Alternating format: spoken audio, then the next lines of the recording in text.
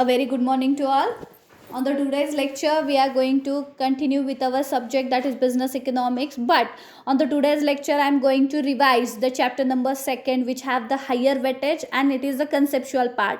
When you think about the unit number first, it was a totally theoretical, where you study about what is the business economics, what is its nature, and what is its scope. That's it. It is a theoretical. It is if you learn it carefully, you can write easily. But when you think about the chapter number 2, it is very useful not only for the BCom first year examination, but it is useful for those who are registered for the CA, CS or the CWA. Okay, these are the very important concept relating to those examinations also. Regarding this, I share the quiz with you, and I think you solved it. But the revision of this content is very much required for the students of BCom first year, and if you learn it clearly now, it will definitely help you for the PG. If you're going for the MBA or the MCom, the syllabus is the same from here, and MBA also. At that time, just managerial economics, the title is change of the change will be there, but the concept inside the book is same. So I'm going to revise the chapter number 2. Okay, are you ready with it? Let me start with the consumer behavior. What is the consumer behavior, guys? Consumer behavior is nothing but how the consumers change his behavior according to the market condition. Is nothing but you have a background in the 12th standard. Consumer behavior is nothing but the you can say the psychology of the consumer is change according to the market level. The first concept under the consumer behavior is the demand. What is the demand, guys? Demand is nothing but the desire. When you ask, you can see the simple language, the demand means desire, ma'am. But I should say that it is not limited for the desire only. Desire, there are number of desires. माझ्या सुद्धा खूप जास्त इच्छा आहेत. मला पण helicopter घ्यायचं आहे, मला पण चॉपर घ्यायचं आहे, मला पण याच घ्यायची आहे, परंतु it is not possible. Why? Because your desire is not backed by ability to pay. So every desire is not consider as a demand. Always remember, guys, every desire is not considered as a demand. Successful demand is only those which is when the desire is backed by ability to pay and willingness to pay. Mind it, means sometimes you have a money, you have a desire as well, but you are not ready to expend for it. Many in my life I saw various types of people, those having money, even they have a wish to purchase the commodity, but they are not willing for the expend on it. Means their desire is not considered as a demand. Demand will successful when and when only your desire is backed by ability to pay and willingness to pay. So the demand is nothing but, in a simple language, in the economics you can say that the demand is nothing but the quantity of a commodity a consumer wants to purchase at a particular price in a particular period. एका विशिष्ट वेळेला तुम्ही जेवढ्या वस्तू घेऊ इच्छिता त्याला आपण डिमांड असं म्हणतो, बरोबर आहे. Let we consider the 40 rupees kg of the is the rate of a sugar. If I purchase 10 kg, then it is my demand. If the Anushka purchase 12 kg, that her demand. If the Sachin purchase 15, it his demand. Okay, if the Himanshu purchase 15 kg, that is his demand. Means whenever you think about the quantity of the commodity purchased by the any individual at a particular price in a given period is the demand of that particular individual. But when you think about the market, there is no one individual present in the market. Now there are number of you can say the buyers are present, and when you calculate or when you adding up the demand of every buyer present in the market, then it called as market demand. Means market demand is the sum of all the demand by the various consumers present in the market, is nothing but the market demand. Apart from that, there are number of demands like demand for the perishable goods, demand for the durable goods. Perishable, you know, if you completed the notes, you can easily find out what is the durable and what is the perishable. Durable in the sense those commodity which can be used again and again, it's called as a durable. Like a furniture, car, you purchased it one time and use it again and again, right? But perishable product are those, guys, which are the perish after one use. Means you can use that commodity for one purpose only. Let we consider the vegetables, fish, milk are the perishable in nature. So the demand for the perishable good is always inelastic. You have to purchase it whatever the price it may be. Means there are number of demand types of demand we studied under the concept. Apart from that, the next concept is the demand function. You know your demand is greatly affected by the various factors. In the 12th standard, in the chapter number 3a, you studied about which are the factors determine the demand. The one main factor is the price, second one is the income, third one is the price of commodity, next one is the government policy, advertisement is there, or you can say the fashion, taste and preference is there. Means there are number of factors affect on demand, and when you see the relationship between demand and its determinants is called as demand function. Remember, what is the definition of demand function? Demand function means the functional relationship between demand and determinants of demand. Always remember, it is the functional relationship between demand and determinants of demand. And let me consider the one factor, that is price. What is the relationship between price and demand? The price and demand has a inverse relationship. If you take the example of population, if the population increases, demand also increases, means they have a positive relationship. Means when you study about the relationship of the demand and its determinants are called as demand function. Okay, this is the first concept, is all about the concept of demand and the demand function. Now we are going towards the second concept, is related to the utility, and utility is the main content of the consumer behavior. What is the utility? Utility means want satisfying power of a commodity. वस्तूमध्ये माणसाची गरज भागवण्याची जी काही क्षमता असते त्याला आपण utility असं म्हणतो. आणि it is different with a different person. It is a subjective concept and it is relative concept. You studied it in a 12th standard. Subjective concept means from, let we consider, मला एखादी habit आहे की बाबा मला 4 wheeler चालवायला आवडते. मला 4 wheeler चालवून जास्त युटिलिटी मिळते. एखाद्याला 4 व्हीलर चालवायला आवडत नाही पण तो तरी चालवतो तर त्याला त्यातून कमी युटिलिटी मिळते. Let we take the example of economics. काही विद्यार्थ्यांना इकॉनॉमिक्समधून मॅक्झिमम युटिलिटी मिळते, काही जणांना इकॉनॉमिक्समधून कमी युटिलिटी मिळते. म्हणजे प्रत्येकाची utility is different with a different product. लक्षात घ्या, it is not similar for all. काही जणांना एखाद्या गोष्टीतून जास्त युटिलिटी मिळत असेल, काही जणांना दुसऱ्या. म्हणजे utility is the subjective concept and it is also relative concept. Relative concept means you know it is change with time and place. Time change, sometimes utility change. Let we take the example of AC. AC has the great utility in a summer than a winter. Okay, विंटरमध्ये आपण त्याच्याकडे बघत पण नाही. जर heater असेल तरच बघतो, otherwise बघत पण नाही. परंतु आता अम्ब्रेलाचं उदाहरण घ्या. Umbrella has a utility in a monsoon only. After that ती कुठं कोपऱ्यात टाकली जाते आपल्याला माहीत पण होत नाही. म्हणजे this means the utility of the commodities depend upon the time and place. Means this is all about the utility, but that concept is propounded by Dr. Alfred Marshall, and Alfred Marshall said that utility is the psychological concept. Okay, utility is the psychological concept. It just show the consumer behavior, and so that it cannot be quantified in number, but for the better understanding of this concept, Alfred Marshall assumed that, guys listen carefully, Alfred Marshall assumed that utility is, it can be measured in a numbers. In real life you cannot quantify your satisfaction, you cannot quantify your benefits. आपण असं कधी म्हणत नाही की मी आज हे खाल्लं, मी आज mutton खाल्लं, मी आज चिकन खाल्लं, मला एवढं सॅटिस्फॅक्शन मिळालं, मला 10 सॅटिस्फॅक्शन मिळालं, मला 15 असं आपण कधीच म्हणत नाही. आपण फक्त असंच म्हणतो की मला आजचं जेवण खूप आवडलं किंवा अजिबात आवडलं नाही.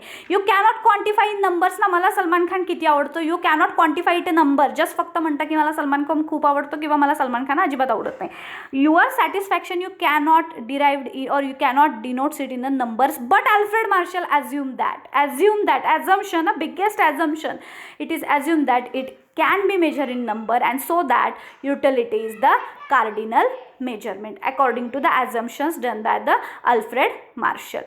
But it is very difficult to implement in a practical life.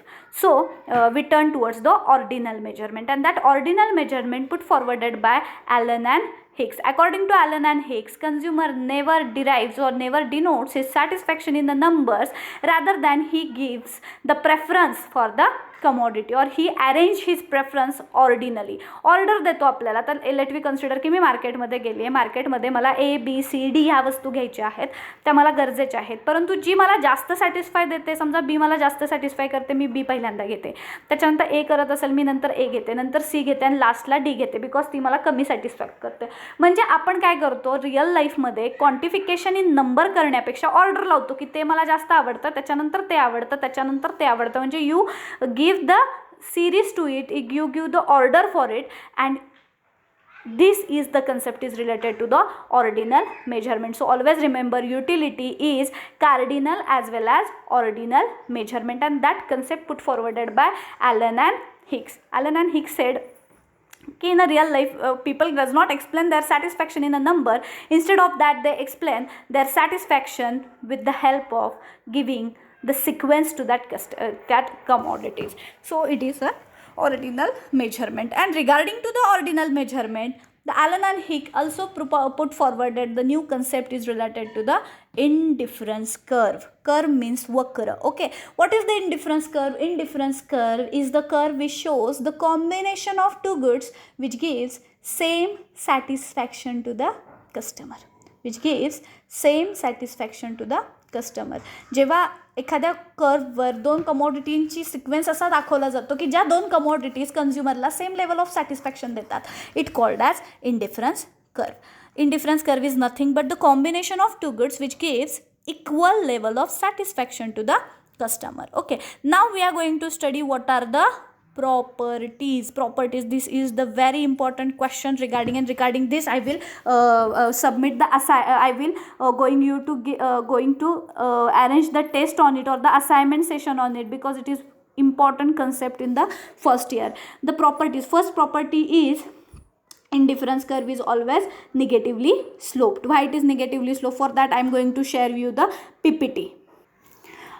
Here you can say that the concept of indifference curve. Indifference curve is such a is the locus of all the such a points which shows the different level of combination of two goods which gives equal level of satisfaction. Okay, what is the explanation? The schedule is given. When you go to towards the market, you have to purchase the various combination of goods, but you always preferred those combinations first which gives you the more satisfaction, and after those you gives the low satisfaction. ज्यातनं मला जास्त satisfaction मिळतं त्या वस्तू मी पहिल्यांदा घेते, कमी मिळतं त्याला मी प्रेफरन्स दुसरा देते. म्हणून इथे एक्झाम्पल ॲपल अँड ऑरेंजचं दिलं आहे बघा. Combination of A purchase 1 Apple and 10 oranges.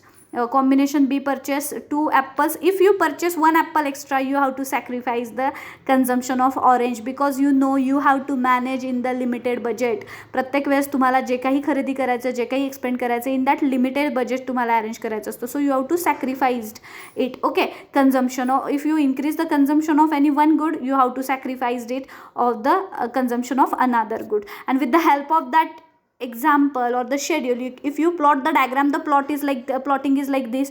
Your indifference curve is negatively sloped from left to right. This is all about the indifference curve.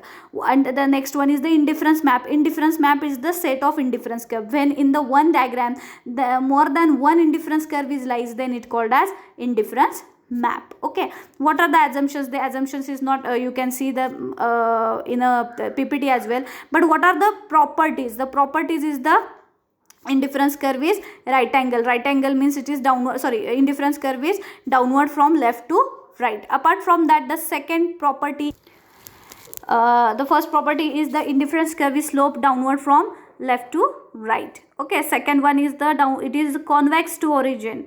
Why it is convex to origin? Due to diminishing MRS, right? The next one is indifference curve cannot touch any axis or cannot intersect each other. The first character is the cannot intersect each other. Next one is higher difference curve shows higher satisfaction, lower indifference curve shows lower satisfaction. Okay, means these are the several characteristics. Apart from that, the main characteristics is that no indifference curve touch any axis, means it is neither touch x axis nor touch y axis. It is all about the indifference curve. So it is very important concept regarding your examination. So first of all, you have to study what is the concept of indifference curve, why it is downward slope. In this diagram you can also see that if the combination of A and B is the similar, and if B increase the consumption of A, then he have to sacrifice the consumption of B, and that concept is called as marginal rate of substitute. Marginal rate of substitute is nothing but if the consumer increase the consumption of any one good, he have to sacrifice the consumption of another good. So it is called as indifference curve, and why due to this reason it is downward slope. And now we are going to study the last content or the last concept of this chapter is all about the consumer surplus.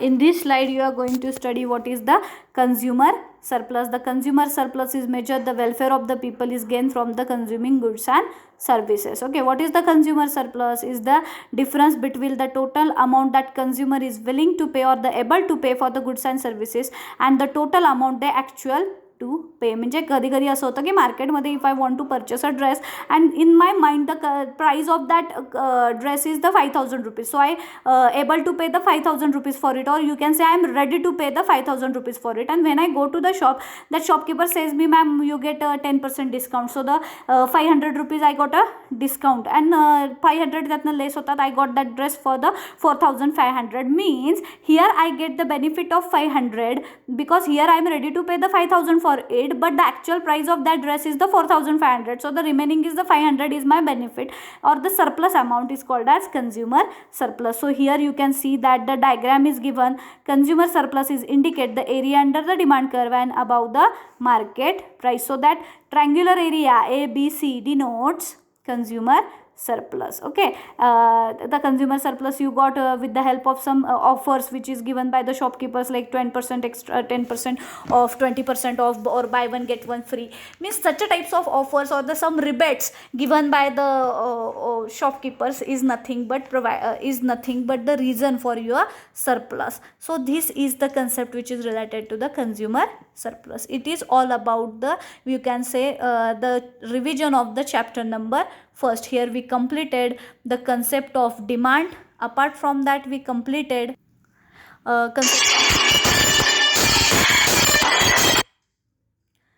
here we completed the concept of demand function, concept of utility. Concept of utility, it is always remember, it is cardinal measurement and ordinal measurement. Both cardinal measurement is given by Dr. Alfred Marshall and ordinal measurement put forwarded by Allen and Hicks. Apart from that Allen and Hicks next concept is the indifference curve and its properties is the IMP question for you. And next one is the consumer surplus. That concept is also put forwarded by Alfred Marshall. Always listen guys, you are studying the Marshallian economics. So these all the concept is given by the Dr. Alfred Marshall except ordinal measurement. So listen it carefully and clear the notes, and it submit as early as possible on the Google Classroom code. Thank you so much.